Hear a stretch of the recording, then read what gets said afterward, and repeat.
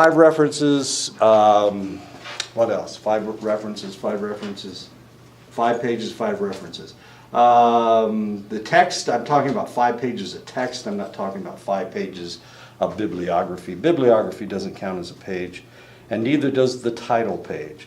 I know Sarah teaches you to put all that stuff in there, and which is great. I think that's fantastic.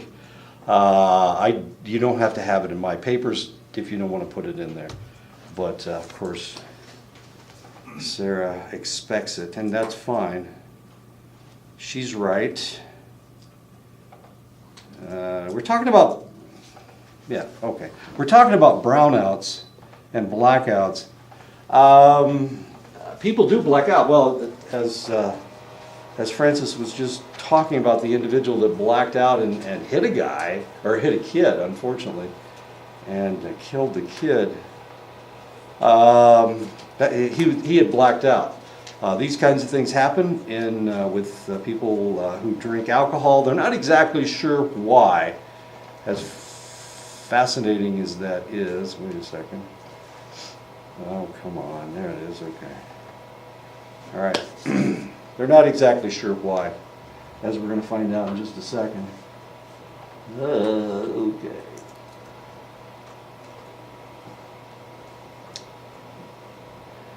Come on, there we go, okay. Researchers have found several explanations for blackouts. When they did EEGs on the individuals who black out, they showed a dampening of the P3 and P300 brain waves, whatever that means. Women who had suffered a sexual trauma at an early age were more likely to drink and were more likely to black out when they did drink. And this is something that one of the realities of life, I guess. Researchers have found that alcohol greatly disrupts the activity of the CA1 region of the hippocampus. This is where your memory comes from. So I guess maybe that has something to do with it. The CA1 region of the hippocampus facilitates the formation of memory, and alcohol also disrupts the NMDA receptor in the hippocampus. This is the receptor that allows the long-term memory to be formed, of course. So this is kind of a big problem. You can't form memories, which is maybe a good thing. Maybe now you'll forget that you acted the fool and danced around with a lampshade on your head or whatever. I don't know what kids are doing these days. It would be me trying to moonwalk, okay? And that would be something really, really funny. No one is quite sure why hangovers occur. It's kind of like having the flu. It's a lot of fun.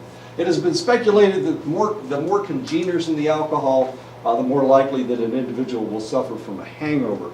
Though even pure alcohol will leave someone with a hangover. Wines give you a hangover. Champagne especially gives you a hangover. If you mix your drinks, if you drink straight scotch or something, or vodka or whatever, then you're going to have less of a hangover than if you drink a Bloody Mary or a screwdriver or whatever. I'm talking about these things like you guys have a clue what I'm talking about. Screwdriver is orange juice and vodka, and Bloody Mary is tomato juice and a lot of crap. I mean, they put just a ton of stuff in, plus vodka again. Once again, vodka. Alcohol does irritate the stomach lining, and this might contribute to the intestinal symptoms. Other symptoms and results include low blood sugar, dehydration, and tissue degradation. I used to play softball. When I was in Germany, we had a shortstop, tall guy. He was so tall, but he was a really good shortstop. He caught one in the lip, and it busted his lip. And of course, I was not only the second baseman, but I was also the doctor on the team. And he was a bit of a drinker. So I told him, you know, until this thing heals, you're going to have to stop drinking. Because alcohol, it takes the clot away. It cleans the clot away from a wound. And he said, "Oh, come on, that's never happened to me." You know, that kind of a thing. He had that bad lip all year because he would not stop drinking. And sometimes he'd be drinking his beer and he would start dripping blood down his chin, which was always attractive. Anyway, the idiot didn't stop drinking. And he had a bloody lip all season long. The bottom line, however, is that the more alcohol that you consume, the more severe your hangover. So just a little bit of alcohol, maybe not a hangover. Lots of alcohol, big hangover. Hangovers are the most severe many hours after the alcohol has been completely eliminated from the system. Remember, if we all took a drink right now, if we all drank a shot, no, let's have 5 shots of tequila. I'm just kidding. You wouldn't really be drunk until it would be time to leave. It takes 90 minutes for alcohol to really get into your system. So right now you're okay, and you'll be okay through most of the lecture, but as soon as you walk out that door, you might not be able to find the elevator. You're punching buttons on the sides of doors, and they're actual doors, not elevator doors. Oh, that would be funny. Watch you guys wander around the circle trying to find the elevators. Hopefully you wouldn't go down the stairs and trip and fall or something. Anyway, okay, so it takes 90 minutes for you to get drunk. You can imagine how long this is going to last, this hangover is going to last. Usually lasts for 12 to 24 hours. So you're pretty, what's the word I'm looking for that doesn't start with an F? Messed up. That's the word I was looking for. You're pretty messed up.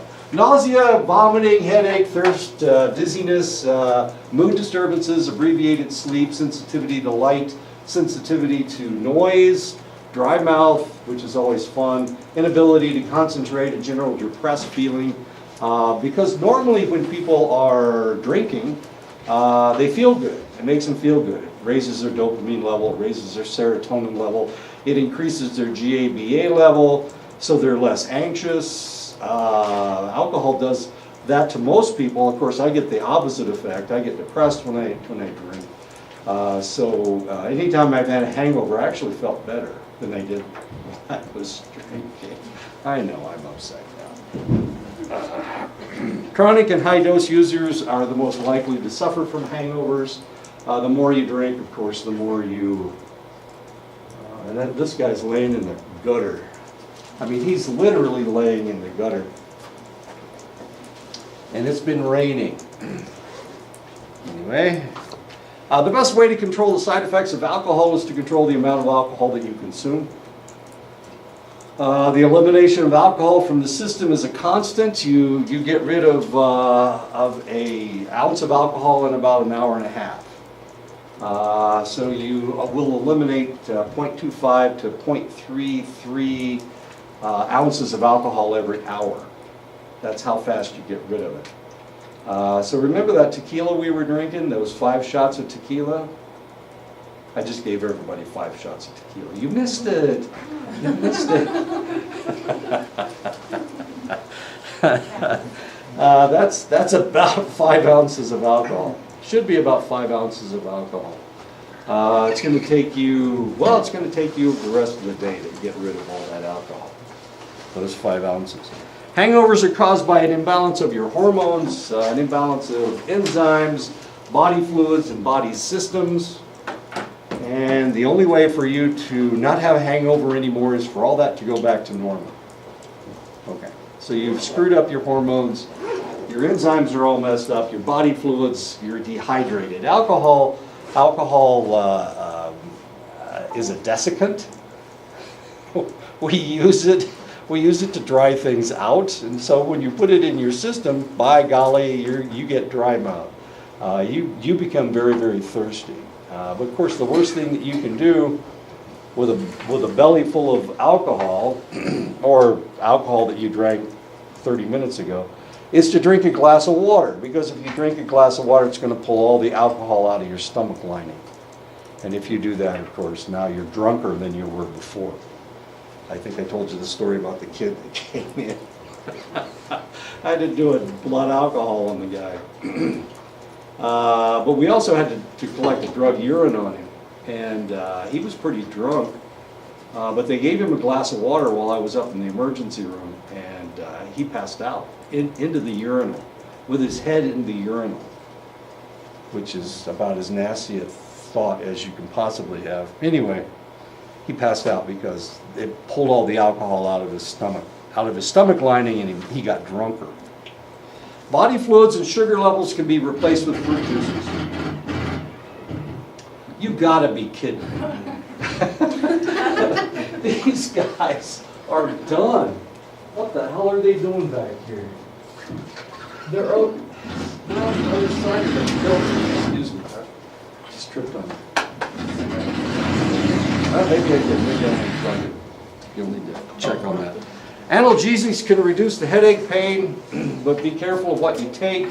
What you want to take is either aspirin or ibuprofen. Don't take Tylenol. Tylenol is hard on your liver. And since you've been drinking something that is really destructive to your liver, you don't want to take Tylenol. How about aspirin? The problem with aspirin is it thins your blood. So if you take aspirin too much, you're going to thin your blood. I think I told you about an ex-girlfriend I had who would take aspirin prophylactically when she was going to go out drinking. And she went out drinking practically every night. But she thinned her blood to the extent that she couldn't donate blood. This is during Vietnam.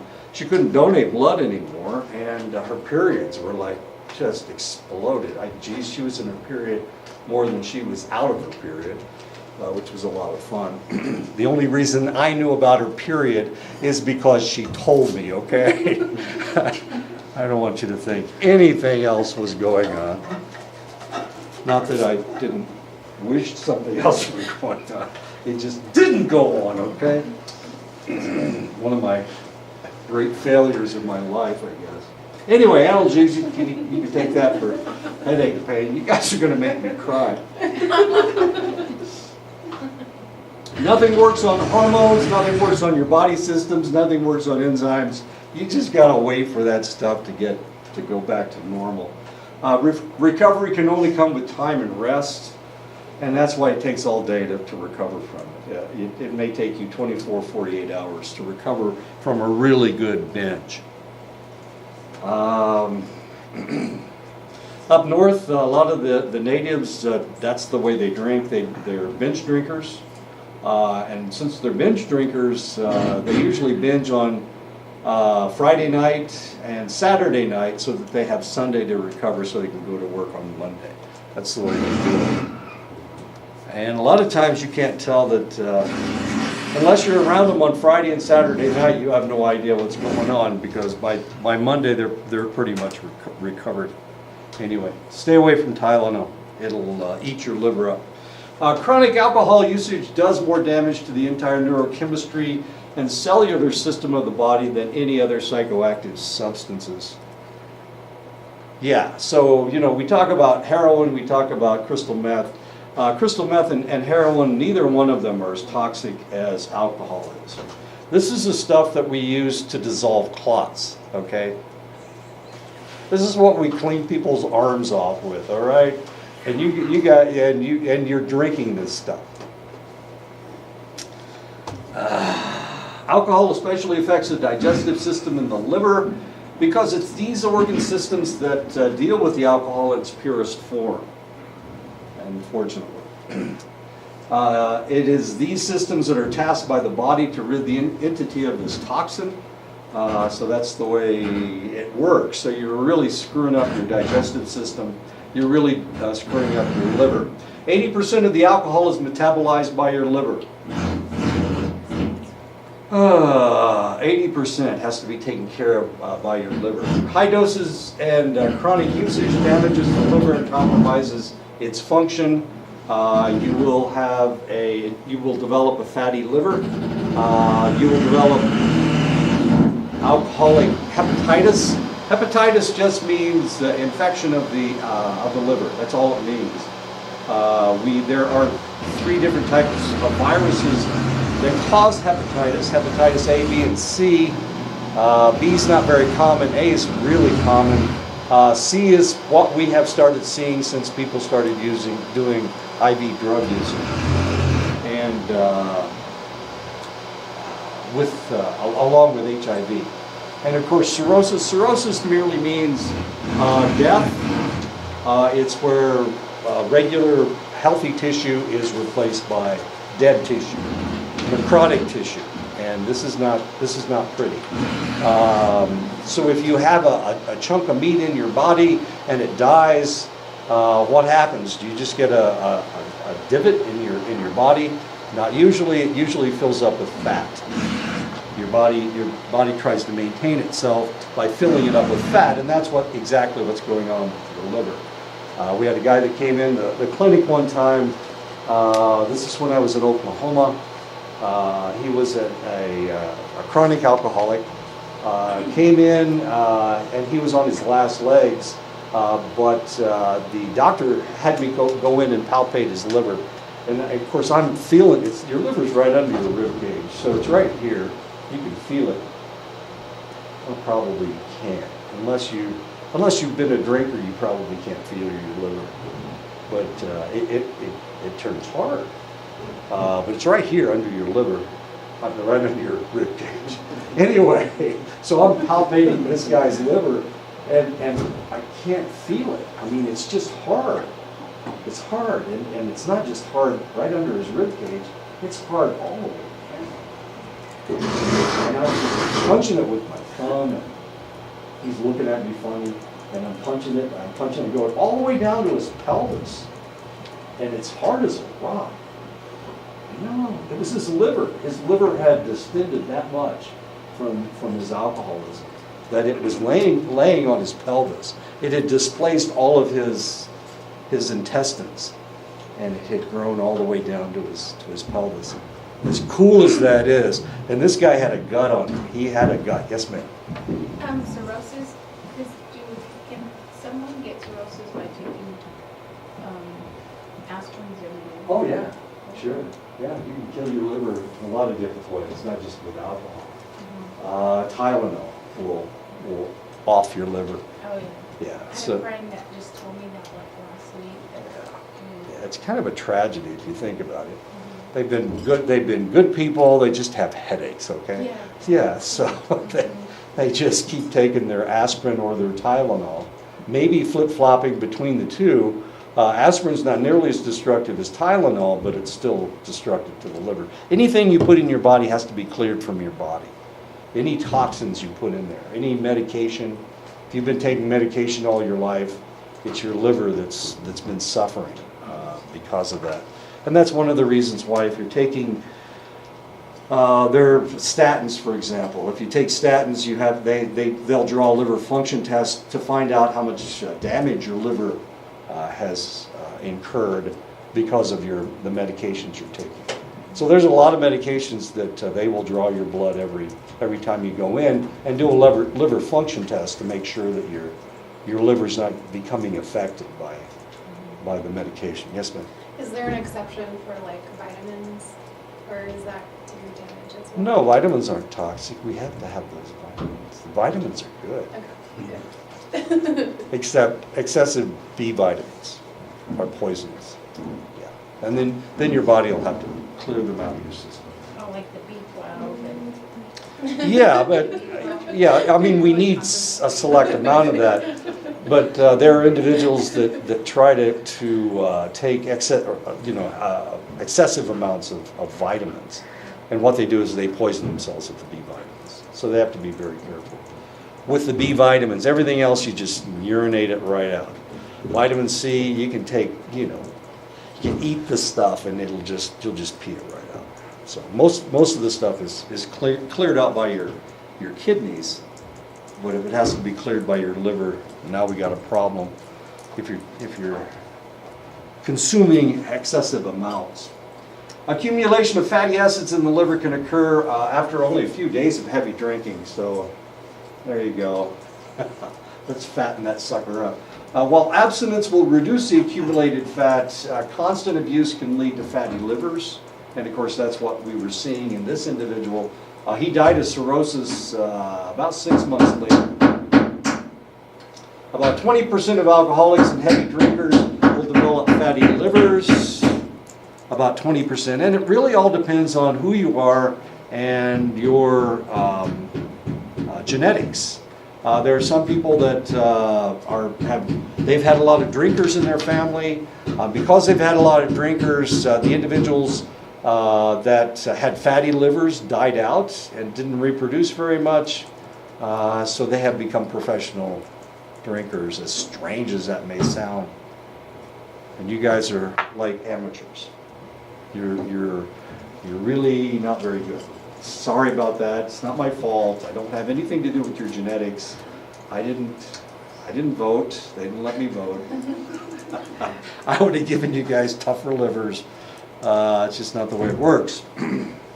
Fatty liver is just one of the possible outcomes. 10 to 35% of heavy drinkers develop alcoholic hepatitis.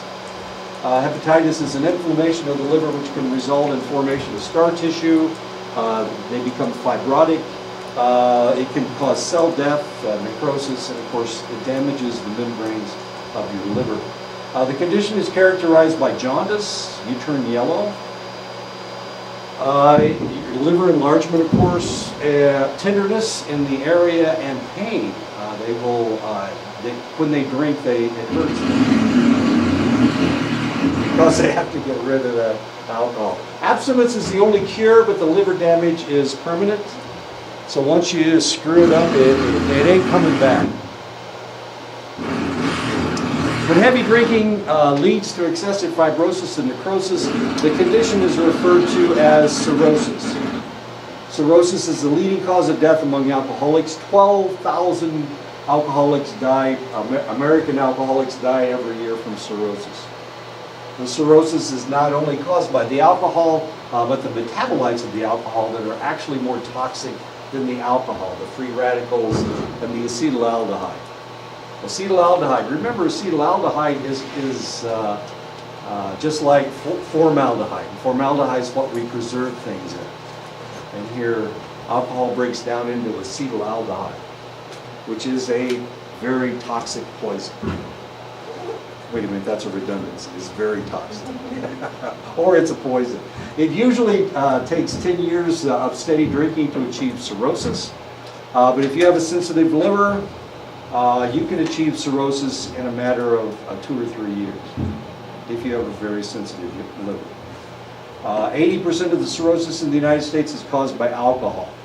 2.5 times more men will die of cirrhosis than women because men drink more than women do.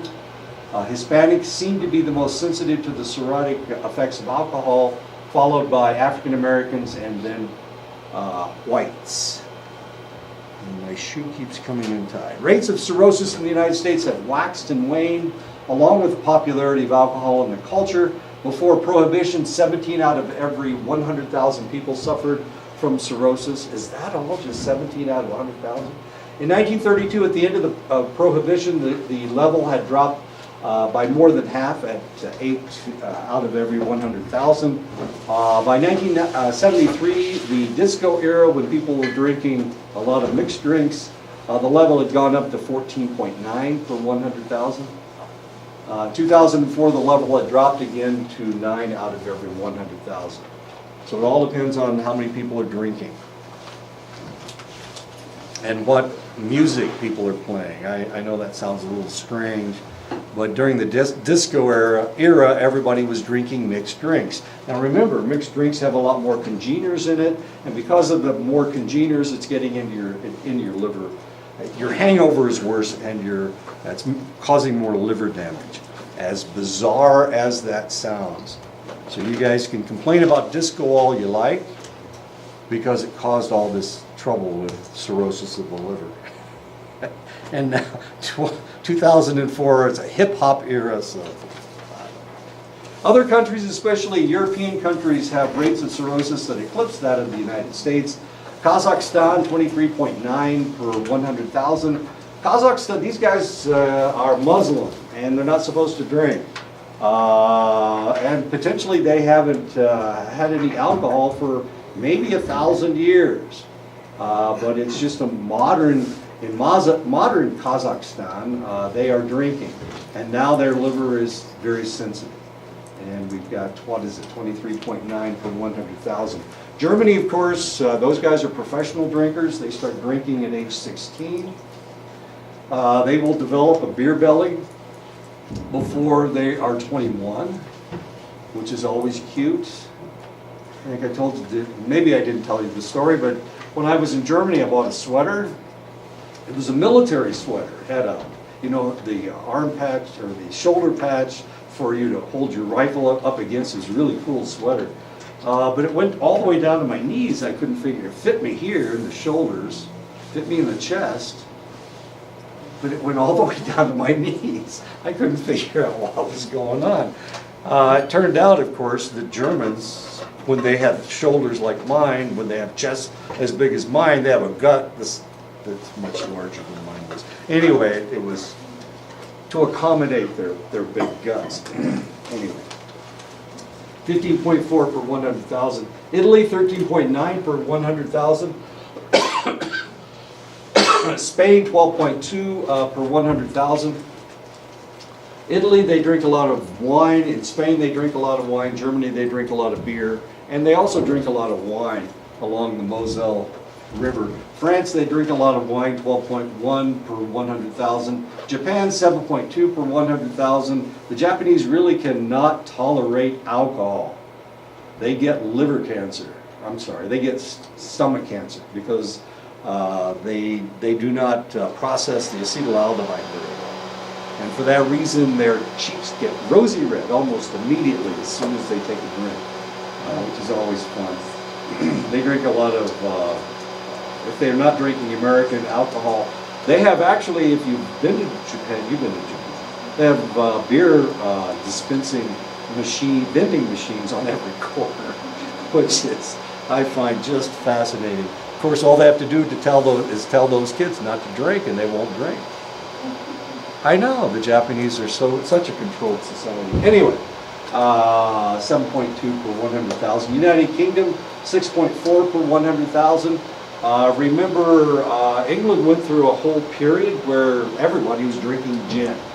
And because of that, they became more and more professional drinkers as time went on. Australia, only 4.6 per 100,000.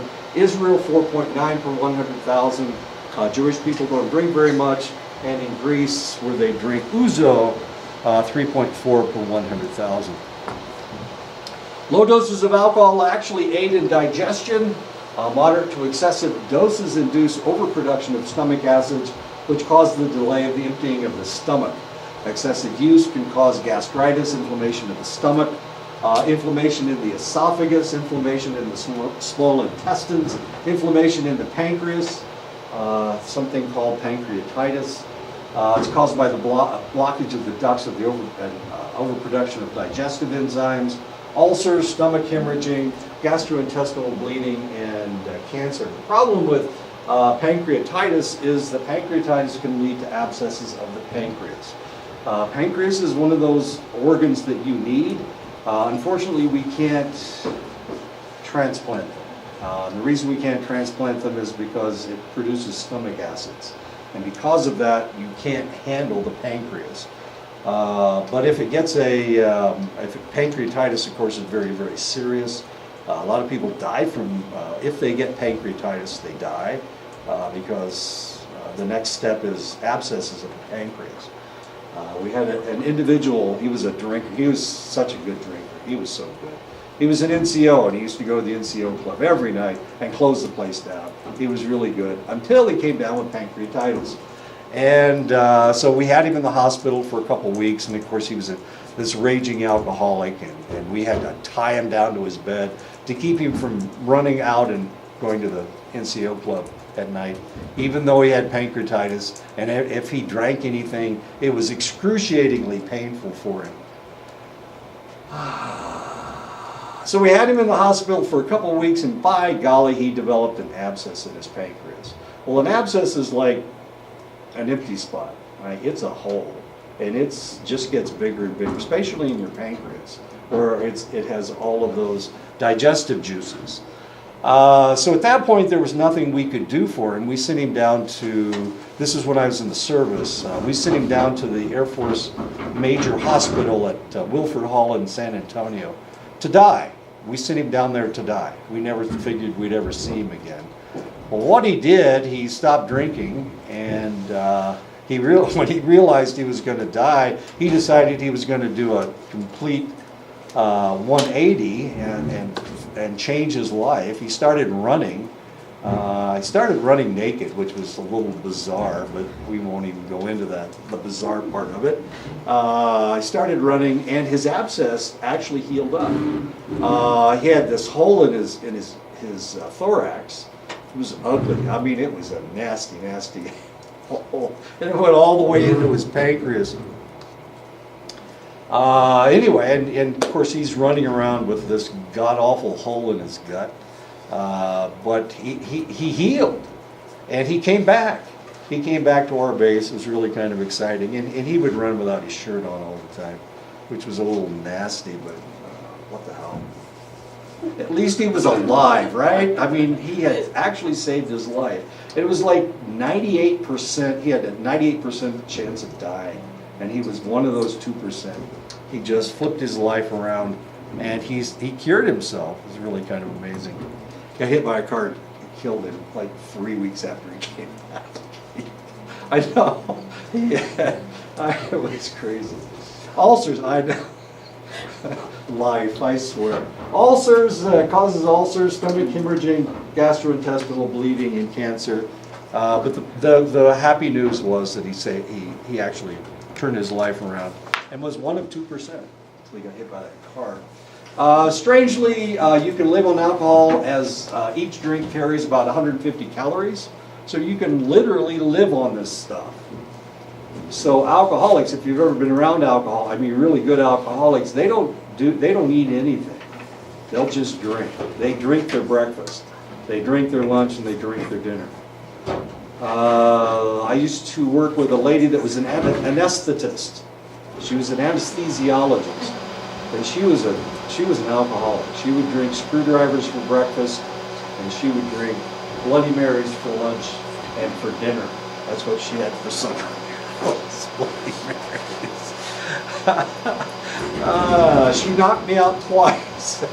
I had 2 surgeries, and she was the anesthetist that knocked me out. Of course, I was a little afraid. She was real flirtatious, but then again, she was snockered half the time, so you never knew if she was really flirting with you or if she was just confused by her alcohol.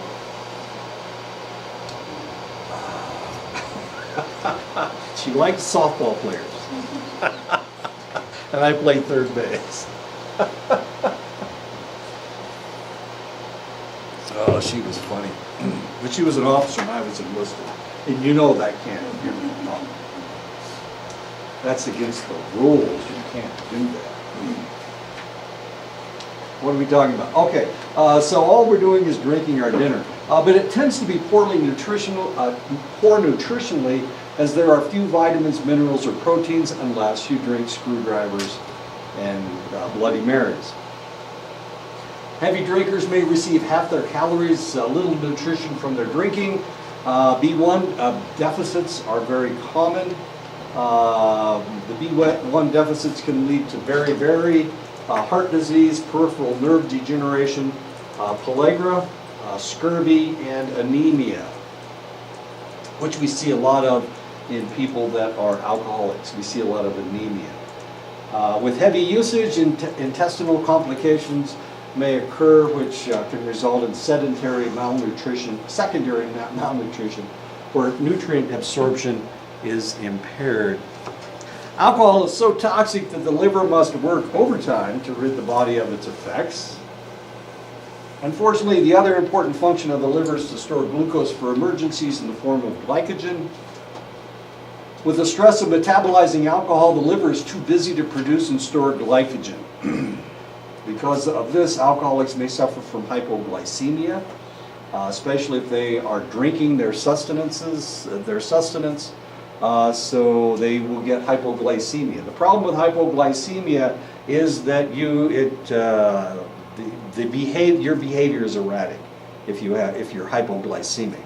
So now we've got two causes of erratic behavior. One is the alcohol, and the other is the potential hypoglycemia. If the individual is taking insufficient nutrition, the extra carbohydrates and the alcohol can cause hyperglycemia. And this is one of the reasons why we see a lot of alcoholics who are diabetics. They will kick themselves into diabetes because of their excessive alcohol usage. Light to moderate drinking of alcohol actually can help the heart. Chronic heavy drinking can lead to heart disease by a factor of 6 times. So the question is, I'm going to fix my heart. I'm going to fix my heart by drinking light to moderate. If I dip into the heavy, all of a sudden I'm really damaging my heart. It can cause hypertension by a factor of 2 to 3 times. It can cause cardiac arrhythmia, cardiomyopathy, and large, flabby, inefficient heart. That's what cardiomyopathy means. Alcohol damages the striated muscles of the heart.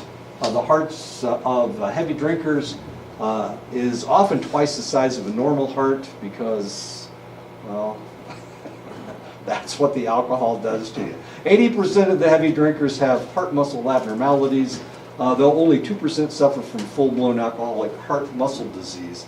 Usually they die before they get to this point. That's just the way it works.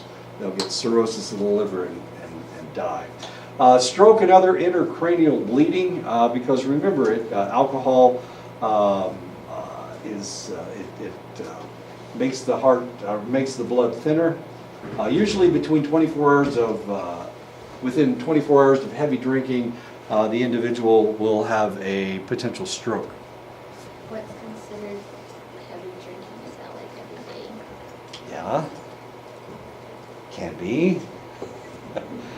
Some people, it all depends on the drinking pattern that you're using. Some people are binge drinkers. They only drink on the weekends, but they drink to the point of inebriation on the weekend. That would be considered an alcoholic. Binge drinking is five drinks at one sitting. So if you're downing a 6-pack of beer at one sitting, they would consider you a binge drinker. If you've ever been around an alcoholic, they don't stop. We had it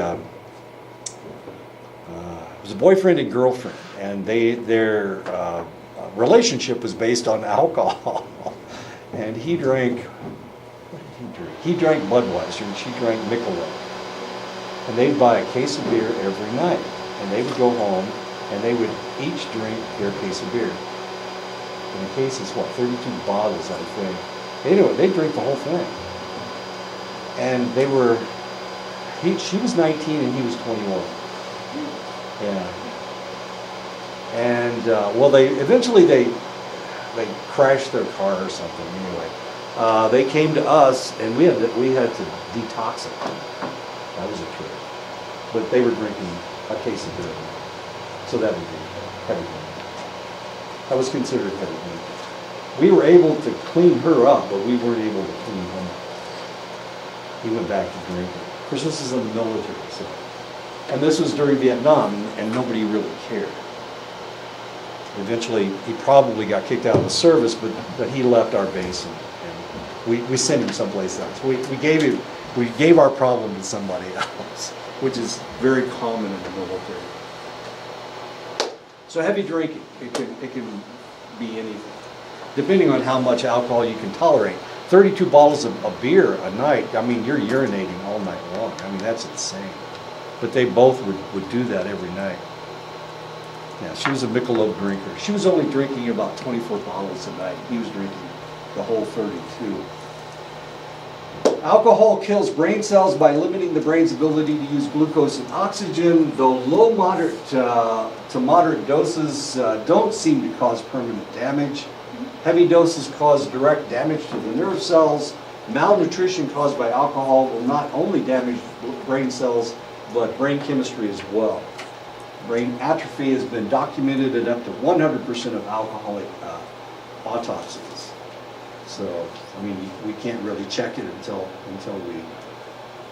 they die. Dementia is a result of prolonged heavy drinking as well.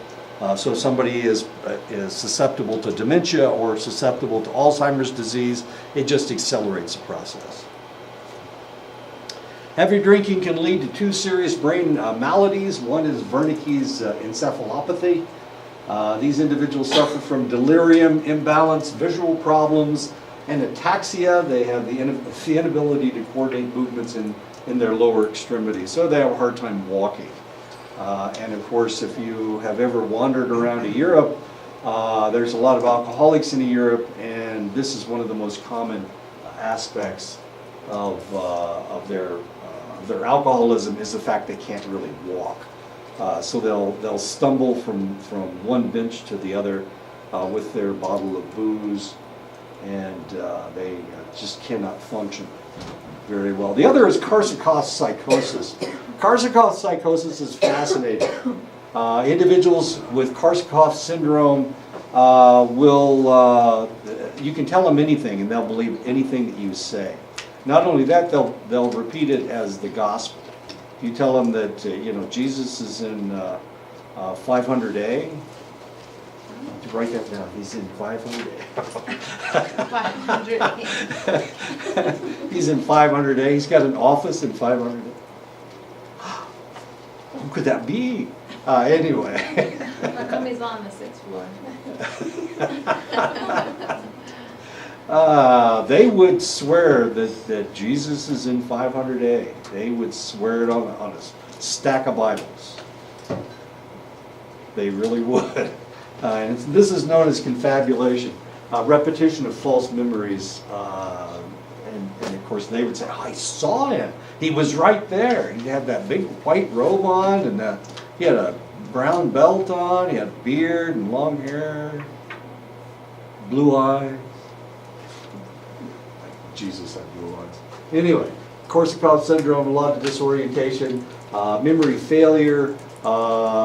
It's a problem of individuals that drink excessively. Epilepsy is also related to heavy alcoholic intake. Epilepsy is 10 times more prevalent among alcoholics than non-alcoholics. The reproductive system and sexual desire are also affected by alcohol, whereas light drinking actually lowers inhibitions and increases desire and the intensity of orgasms. Heavy drinking decreases desire and lessens the intensity of orgasms.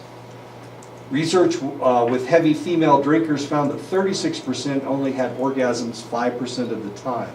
Chronic drinking can inhibit ovulation, it decreases gonadal mass, it delays menstruation, it causes sexual dysfunction, it promotes infertility, it increases the chances of spontaneous abortion. So if you're trying to get pregnant, getting drunk every night probably is counterproductive. The reproductive system and sexual desire are also affected by alcohol, whereas, oh, wait a minute, I just slipped it.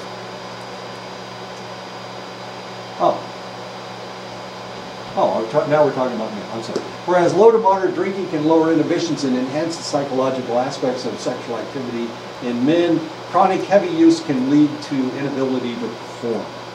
Research found that 71% of alcoholics suffered from erectile dysfunction compared to 7% of abstainers. Chronic heavy usage leads to a lower testosterone and an increased estrogen level. The male breasts enlarge. It increases your estrogen level, okay? Now that's okay as far as females are concerned. No big deal. As far as men are concerned, it makes them into girls. It makes them into females. It increases their estrogen level. So the more they drink, the more estrogen, it lowers their testosterone and it increases their estrogen level. They get testicular atrophy, they have low sperm counts, they lose their body hair, which is always cute. Loss of sexual desire, performance anxiety. Once sexual activity is resumed, they tend to have performance anxiety. The most serious effect may be social. Drinkers tend to socialize mainly in bars and at parties where normal sexual relationships are circumspect. So the heavier the drinker, the less likely this guy's going to be a sexual stud. What can I say? Okay. There was a movie once upon a time with Nicolas Cage and Elizabeth Shue. Something about Las Vegas. Life and death and something about this guy. So this guy wanted to drink himself to death, and she was a prostitute, and she was in love with him, and she wanted to be with him in his last moments. And here he's about to die. He's dying of his alcoholism, and she seduces him. Well, the probability of that happening, as you can see from this slide, is almost zero. But of course, that was in the movies, and movies are always accurate. Okay. Anyway, so the probability of that happening isn't very high. Now, the other thing is that it increases the estrogen level. Since it increases the estrogen level, Nicolas Cage really wouldn't have been a very masculine person. And so this is one of the other things that you see in alcoholics, especially alcoholics at the end of their alcoholism. They're non-functional as far as sex is concerned, and they start being more feminine, acting more feminine because of their alcoholism. While the connection between breast cancer and drinking is questionable, the possibility of developing cancers in the areas that come in contact with the alcohol is 6 times greater than those who do not imbibe. Mouth cancer, of course, very common, throat cancer, esophageal cancer. These cancers are 7 times more likely for those who use tobacco but do not drink. For people who drink and smoke both, the possibility of developing these cancers increases by a factor of 38. We ain't playing here. The probability of developing cancer is extremely high. Liver cancer is very common in alcoholics. Alcohol leaches minerals from the body, leading to a greater risk of fracture. Myopathy, muscle inflammation can be caused by chronically imbalanced electrolytes due to alcohol consumption. So they get swellings in their body, especially in their lower extremities. Their ankles will swell, their calves will swell, which is kind of interesting. Dilation of blood vessels near the skin can lead to chronic reddish complexion, while the toxic effects of alcohol may lead to thinning of the skin, acne rosacea, which is where your cheeks get all red, and they stay red, and your nose gets red. Psoriasis dries out your skin. Psoriasis is a autoimmune disease where the individual has chronically dry skin. Well, alcohol dries your skin. I mean, that's what it does. It's a drying agent. We use it to dry things. It's a desiccant. So psoriasis is very common in these select individuals. Eczema, which is another autoimmune disease, and facial edema, their faces will swell up. Heavy drinking disrupts the immune system, but especially the white blood cells, making the individual susceptible to infections, especially respiratory infections. This is one of the reasons why if somebody's living outside, they will develop a cough, a really serious hacking cough. Tuberculosis is relatively common, or can be common in this population. Tuberculosis, we're deathly afraid of tuberculosis all over the world, actually.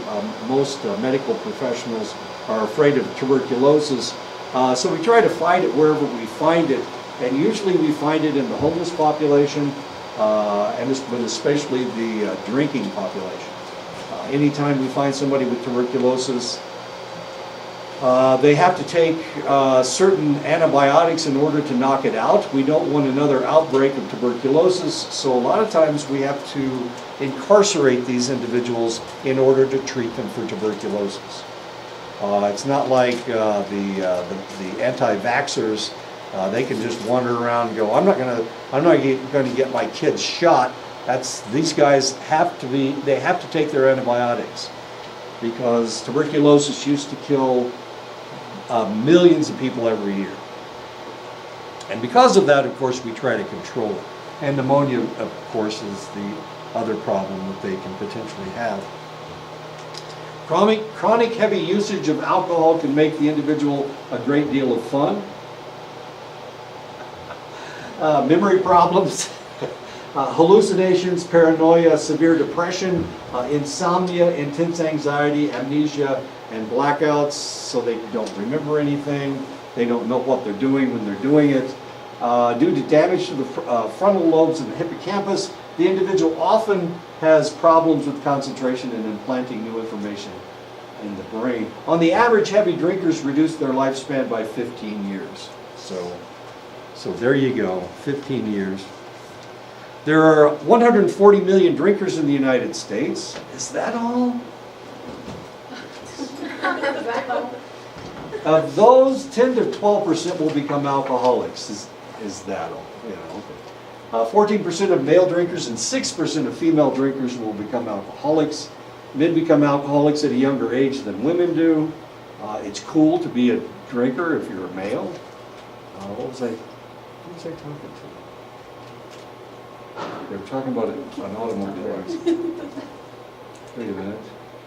Was it Marius? Oh, it was Marius. He was talking about an automobile accident. Kids had just graduated from high school. They were drag racing and they had to go around a curve. Neither car made the curve. And both cars were full of kids. And everybody was drunk. Okay, you don't need to hear the rest of the story, but there weren't a whole lot of people that survived that crash. That's what, yeah, okay. Yeah, so, yeah. How did they get those numbers? How do they get the numbers? You don't think this is accurate? You think it's too low? Too high? Too low? Okay, Too what low. population are you used to? What population? I don't know. Oh, it's in the U.S. It is in the U.S., all over the United States. But how many people are in the U.S.? 360 million. Yeah. Yeah. A little bit less than half. But how did they get those numbers? They survey people, ask them questions.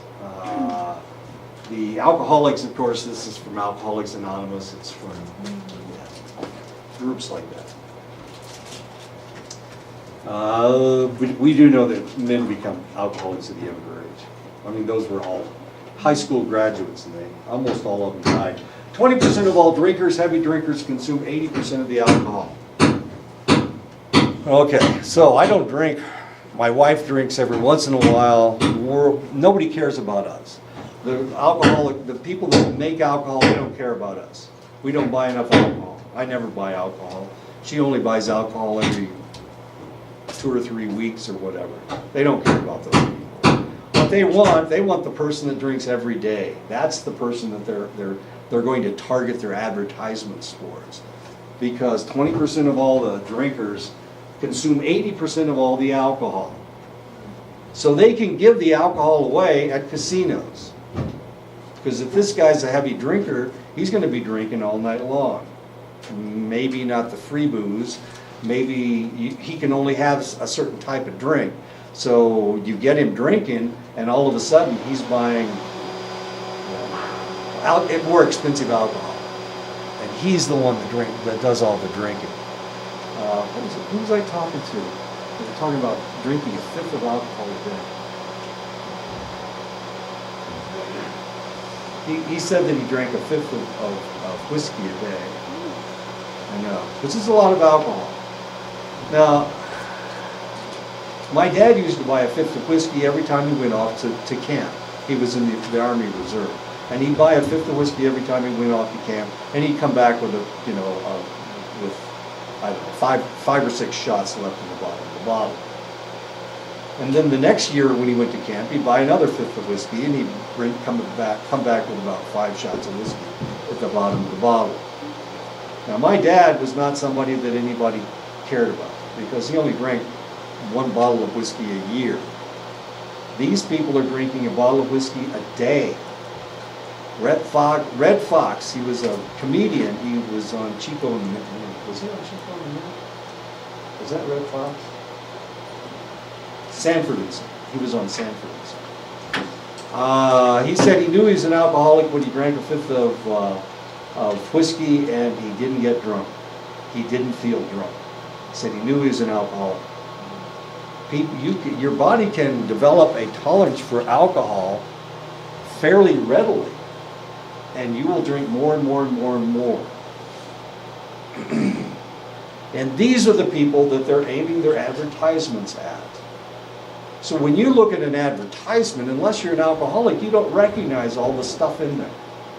But if you're an alcoholic, those advertisements scare the holy hell out of you. Because the one thing that an alcoholic is afraid of is going through the DTs. They're afraid of the monsters that come out, that crawl out of the woodwork when they're not drinking anymore. So that's what they put in advertisements for alcohol. Because 20% of the drinkers drink 80% of the alcohol. So if I'm selling Jack Daniels or whatever, I don't care about the people that have a glass of whiskey a week. I don't care about those people. I don't want to sell whiskey to them. I want to sell whiskey to the guy that drinks a bottle of whiskey a day. That's who I want to sell my alcohol to. Because he's going to buy lots and lots of alcohol. And he's going to become, they tend to be loyal to their, whatever their drink is, because the more that they drink, they can't remember what their drink is anymore. And it becomes a habit. I want a Jack and Coke. I want a Jack and Coke. I want a Jack and Coke. Well, he's already blacked out. He's already blotto. What in the world is he going to order? He's going to order whatever is tripping off of his tongue. And it's always going to be the same thing, Jack and Coke, Jack and Coke. And that's the guy that they're targeting. That's the guy that they need to buy their alcohol. Not me. Well, I don't drink, so I'm no fun. As I've been told over and over and over again, I know I'm no fun. You don't have to tell me. Alcohol production and usage has been controlled by financial factors since before the beginning of the United States. And just like slavery, its detractors have been screaming into the wind. For the longest time, of course, they couldn't stop slavery in the United States. Then finally they fought this god-awful civil war where over 1 million Americans were killed trying to stop the practice. But alcohol, of course, look what happened, prohibition. I mean, it took them 100 years for prohibition to kick in. For it to take place. It started in the 1840s, and they didn't pass it, well, it took 80 years. They didn't pass it until 1920. Founding father Dr. Benjamin Rush warned of the deleterious effects of alcohol as early as 1804. One of the things you have to remember about early drinking in the United States, they were drinking hard alcohol. They weren't drinking beer, they weren't drinking wine, they were drinking corn liquor. And of course it was fairly heavy stuff. That's one of the reasons why they brought it, when they came west, they brought whiskey with them. And they brought barrels of whiskey. We're not talking about bottles of whiskey, we're talking about 50 gallons of whiskey with them. Dr. Thomas Trotter was coming to the same conclusions at the same time, but their ministrations fell on deaf ears. There were just too many drinkers. 1941, Dr. E.M. Jelinek and Carl Bowman developed a classification of different forms of alcoholism. And these are the forms of alcoholism. No, not yet. The comfortable classification of alcoholics has changed over time as the understanding of the addiction process has progressed. According to a recent reclassification by the National Institute of Alcohol Abuse and Alcoholism constructed in 2007, there are 5 subtypes of alcoholics based on 6 criteria. And the 6 criteria have to do with your family history, the age of onset of drinking and problem drinking, patterns of craving and abuse, use of additional drugs, and your mental conditions. Subtype 1, young adults, 31.5% of U.S. alcoholics are of this subtype. They are characterized by relatively low rates of simultaneous drug abuse and other mental conditions. low rates of family alcoholism, and they rarely seek any kind of alcoholic treatment. These are the teenagers. These are the kids that drink because everybody else is drinking. And they become alcoholics. As cute as that is. 31.5% of U.S. alcoholics. Subtype 2, young antisocial. 21% of U.S. alcoholics are young antisocial alcoholics. They are usually in their mid-20s with precocious onset of regular drinking and alcohol-related issues. Over 50% come from families with alcoholism problems, and 50% have an antisocial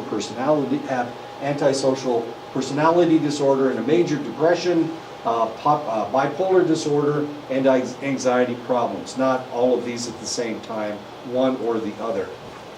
Over 75% of these individuals smoke cigarettes and marijuana, and a large percent also had cocaine or heroin addictions.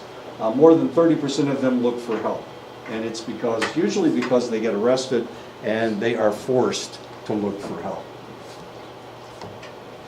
Subtype 3, functional alcoholics. Functional alcoholics represent 19.5% of U.S. alcoholics, usually middle-aged, well-educated with stable jobs and families. Approximately 33% represent a multi-generational family history of alcoholism. This is very common. Everybody drinks in my family. Well, that's what they say, not my family. My family are teetotalers. We grew up in Methodist Indiana, and we grew up in I grew up in a dry county, as odd as that may seem. But these functional alcoholics, a lot of times it goes back generations. Everybody drinks in the family. My sister married into a family where the father had died of alcoholism. Both of her sister-in-laws have died of alcoholism at this point. Her husband, who was the baby of the family, was an alcoholic, and now because of her, because she's such a nag, my sister, he doesn't drink anymore, or he only drinks beer. Before he was drinking hard stuff. I remember we celebrated Christmas with his family one time, and they made milkshakes, and I was thinking, oh good, I love milkshakes. I really do love milkshakes. Okay, I'm addicted to milkshakes, all right? But they made this milkshake with whiskey in it. Now who does that? Who puts whiskey in milkshakes? Anyway, so I took a sip of it, and it was whiskey, and I'm going, this is nuts. Who does that stuff? So I gave it up. I gave it to my dad, who drinks whiskey every time he goes off to camp. And my mom, who thinks rum is just the greatest flavor in the whole wide world. I think she had rum maybe 5 times in her entire life. We're not very good drinkers, I guess. Anyway, so that family is multi-generational. One of the sisters one of my nieces is an alcoholic. And she doesn't want to not be an alcoholic. When you talk to her about it, it goes right over her head. There's no conversation. She will not allow you to talk about it. Anyway, okay. About 25% presented major depressive illness during their lifespan, and about 50% were smokers. Subtype 4, intermediate familial. 19% of U.S. alcoholics are intermediate familial alcoholics. Middle-aged and coming from multi-generational alcoholism. About 50% have presented clinical depression, and 20% bipolar disorder. Now, does this seem odd to you that we see all of this depression with alcoholism? Are people alcoholics because they are depressed? Or is the alcoholism causing the depression? If they didn't drink, would they be depressed?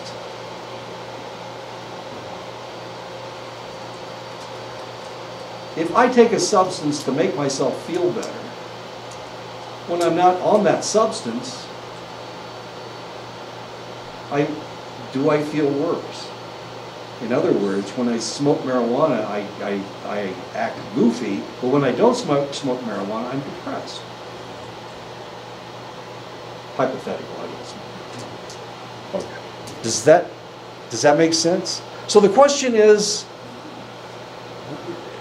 does the alcohol cause the depression, or are they drinking because of the depression to combat the alcoholism? I'm sorry, to combat the depression. Good question. Fascinating question. So I can make myself depressed by drinking, because I'm not depressed when I drink. Well, I am, but a normal person, a non-alien being. Okay. So am I drinking so that I won't be depressed while I'm drinking?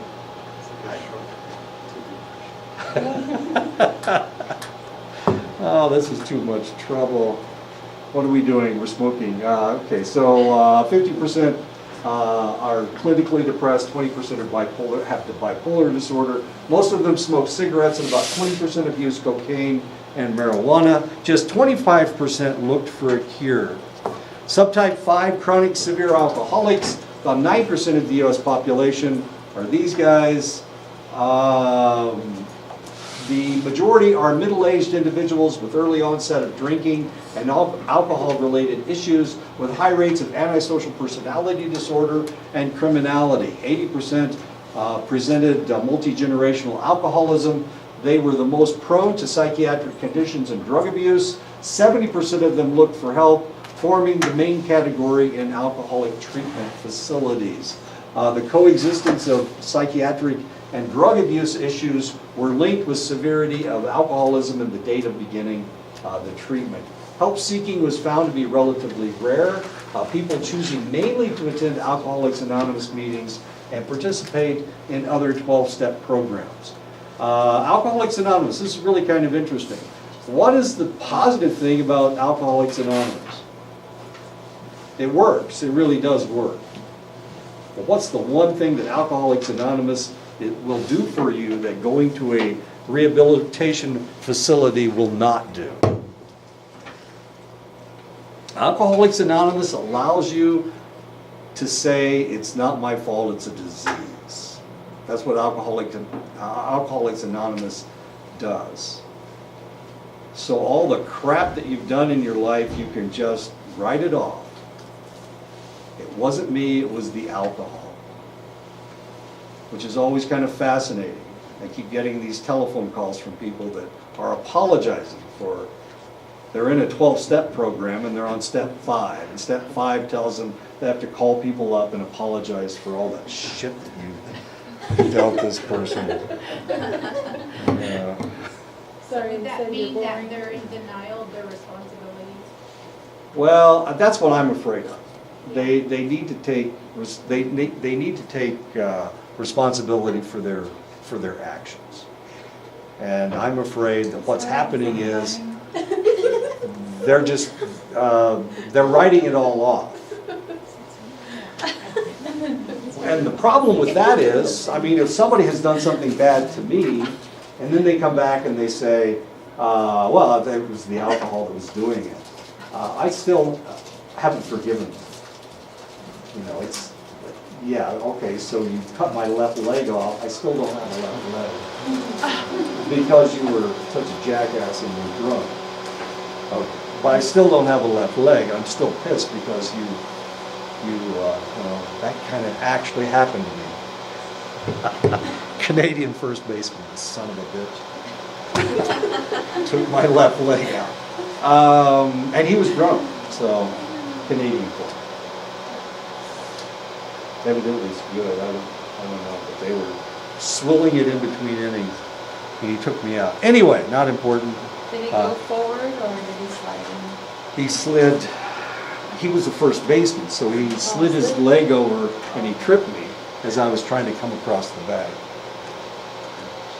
Yeah, and it wasn't like he's trying to find the bag, he's sliding, finding the bag, slipping off the first, there's 2 bags. Slipping off the first bag and slipping across the second. I know. And I'm trying not to hit the guy. I didn't want to, you know, if I taken him out, I could have broken his leg. Anyway, I was being a nice guy and he was taking me out. Write all this down, Canadian. Just kidding. Family studies have shown, and it was a British goalie that took out my spleen, so those aren't my favorite people, Canadians and Brits. Family studies have shown that there is a hereditary influence on alcoholism. The same genes that potentially lead to addiction also may express the proclivity to become an alcoholic. This is the DRD2A1 gene, the one that makes people wander, the wandering gene. The one that makes people move from one place to another. It's also the gene that makes people do stupid things like something happened in LA. Oh, what are those wing things? It was Red Bull that did this, and they had sparks coming out. People thought it was a meteor, but it was these guys in these body suits. You know, the ones with they stick their arms out and they've got, look like flying squirrels. Anyway. Now who would do that? So you got one of those things on your person and you're flying around. Of course, if you hit anything, you're dead. What do they call those? I can't think of it. Red Bull does this stuff all the time. Anyway. A glider? No, it's a body suit or a body. Oh, the squirrel. Yeah, the flying squirrel. They jump off of cliffs. They're cliff jumpers. They're gliders. People who drink. Oh, how am I doing on time? That's crazy. I know it's crazy. These are the DRD2A1 people, the ones that climb mountains without any. DR. Yeah, that's stupid. DR what? DRD2A1. Let me go back. DRD2A1. It's the gene that makes people do stupid things. We should make It's stickers. the Put it on people. DR2. Yeah, that's what they should do. This- I do stupid stuff. Yeah. Exactly. I can tell you right now that I never won a drag race because I'm a chicken. Okay, all right. A drag race? Drag race, you know, you start at the same place and you accelerate as fast as you possibly can. I was thinking about, Drag race. I was thinking about a drag queen. Stop. Oh my god. It was too chicken to win. Oh, too chicken to win. Why don't we stop right here?